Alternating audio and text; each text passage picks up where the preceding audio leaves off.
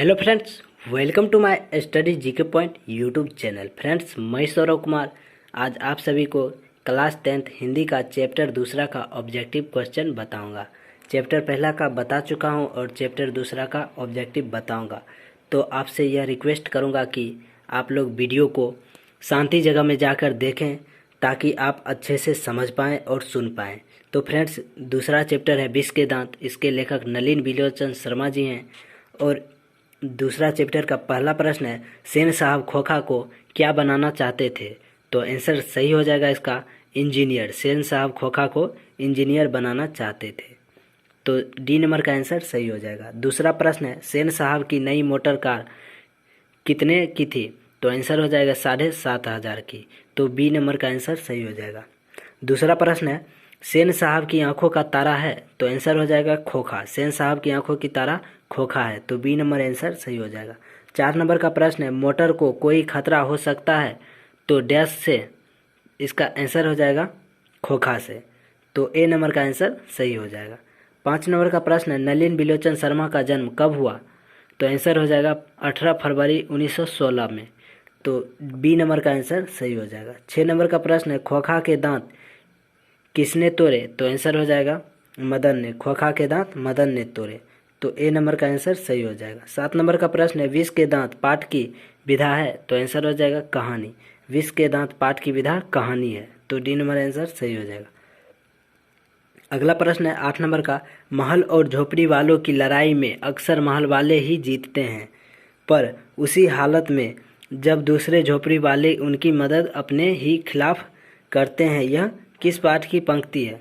तो आंसर हो जाएगा विष के दांत, तो डी नंबर आंसर सही हो जाएगा। अगला प्रश्न है 9 नंबर का, किसके अनुसार सेनों की सिद्धांतों को भी बदल लिया गया था? तो आंसर हो जाएगा खोखा के अनुसार, तो बी नंबर आंसर सही हो जाएगा। अगला प्रश्न है 10 नंबर का, ऐसे ही लड़के आगे चलकर गुंडे चोर डाकू बनते हैं, यह पंक्ति कहानी के किस पात्र ने कही है?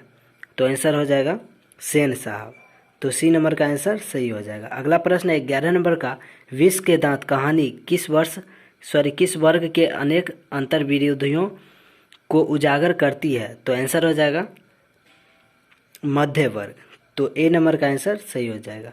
अगला प्रश्न है 12 नंबर का, कौओं की जमात में शामिल होने के लिए कौन ललक गया? तो आंसर होगा हंस, तो बी नंबर आंसर सही हो जाएगा। अगला है 13 नंबर का प्रश्न, सेन साहब का मित्र क्या था? तो आंसर हो जाएगा पत्रकार। सेन साहब का मित्र पत्रकार था, तो सी नंबर आंसर सही हो जाएगा।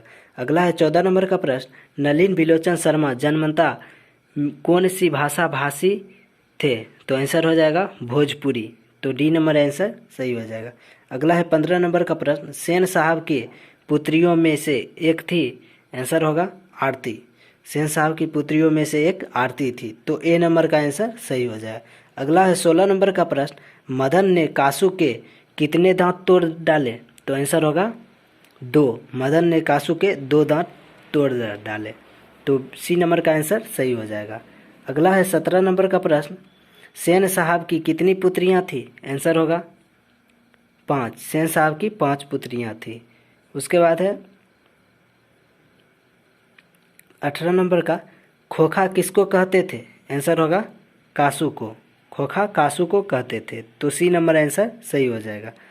19 नंबर का प्रश्न है, विष के दांत शीर्षक कहानी के कहानीकार कौन थे? आंसर हो जाएगा नलिन बिलोचन शर्मा।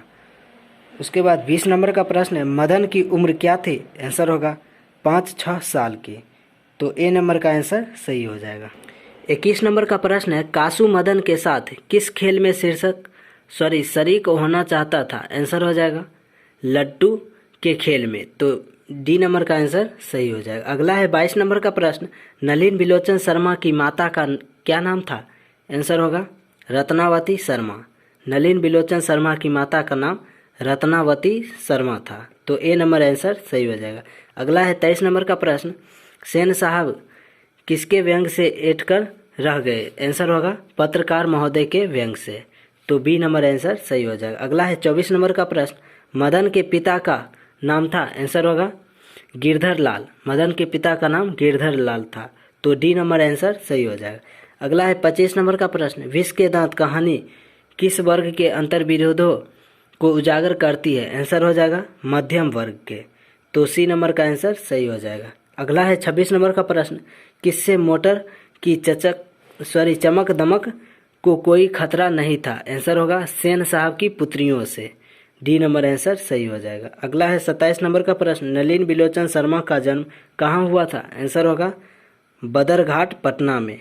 तो सी नंबर का आंसर सही हो जाएगा। अगला है 28 नंबर का प्रश्न, नलिन बिलोचन शर्मा के पिताजी का क्या नाम था? आंसर होगा पंडित रामावतार शर्मा। तो ए नंबर का आंसर सही हो जाएगा। अगला है 29 नंबर का प्रश्न, दृष्टिकोण किनकी रचना है? आंसर होगा नलिन बिलोचन शर्मा की। तो बी नंबर आंसर सही हो जाएगा। अगला है 30 नंबर का प्रश्न, सेन साहब की मोटर कार थी? आंसर होगा स्टीमल इंड की। तो ए नंबर का आंसर सही हो जाएगा। अगला है 31 नंबर का प्रश्न, सेन साहब की मोटर कार किस रंग की थी? आंसर होगा काले रंग की। तो सी नंबर का आंसर सही हो जाएगा। अगला है 32 नंबर का प्रश्न, नलिन बिलोचन शर्मा की स्कूल की पढ़ाई कहाँ हुई? आंसर होगा पटना कॉलेजिएट स्कूल में। तो डी नंबर का आंसर सही हो जाएगा। अगला है 33 नंबर का प्रश्न, लड़कियां क्या क्या है? कठपुतलियां हैं। किसे इस बात पर गर्व है? आंसर होगा माता पिता को। तो डी नंबर का आंसर सही हो जाएगा। अगला है 34 नंबर का प्रश्न, मोटर कार को किससे खतरा हो सकता है? आंसर होगा खोखा से। तो सी नंबर का आंसर सही हो जाएगा। अगला है 35 नंबर का प्रश्न, सेन साहब ने किसे खूब पटकार लगाई? आंसर होगा गिरधर लाल को। सेन साहब ने गिरधर लाल को खूब फटकार लगाई। तो ए नंबर का आंसर सही हो जाएगा। अगला है 36 नंबर का प्रश्न, मदन अक्सर किसके हाथों से पीटता था?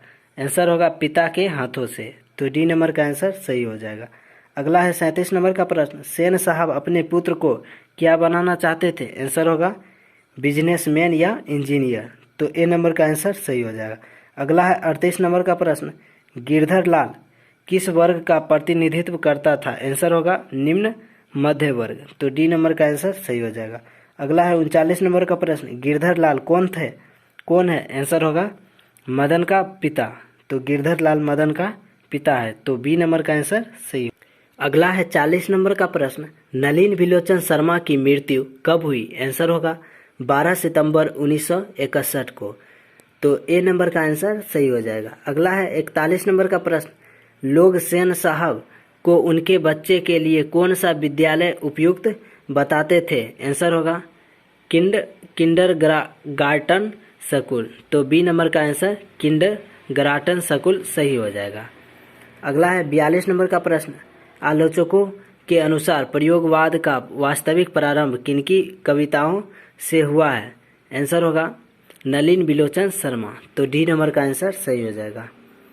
अगला है 43 नंबर का प्रश्न, नलिन बिलोचन शर्मा कथ्य शिल्प तथा भाषा आदि सभी स्तरों पर आग्रही थे। तो आंसर होगा नवीनता। तो सी नंबर का आंसर सही हो जाएगा। अगला है 44 नंबर का प्रश्न, सेनों ने अपने सिद्धांतों को क्यों बदल लिया था? आंसर होगा खोखा के दुर्लभ स्वभाव के अनुसार। तो सी नंबर का आंसर सही हो जाएगा। अगला है 45 नंबर का प्रश्न, विष के दांत कहानी ली गई थी? तो आंसर होगा विष के दांत तथा अन्य कहानियों संग्रह से। तो बी नंबर का आंसर सही हो जाएगा। फ्रेंड्स, अगला चैप्टर 3 का बताऊंगा अगले वीडियो में। इस वीडियो में इतना ही बताऊंगा, अगले वीडियो में चैप्टर 3 का बताऊंगा। तब तक के लिए जय हिंद।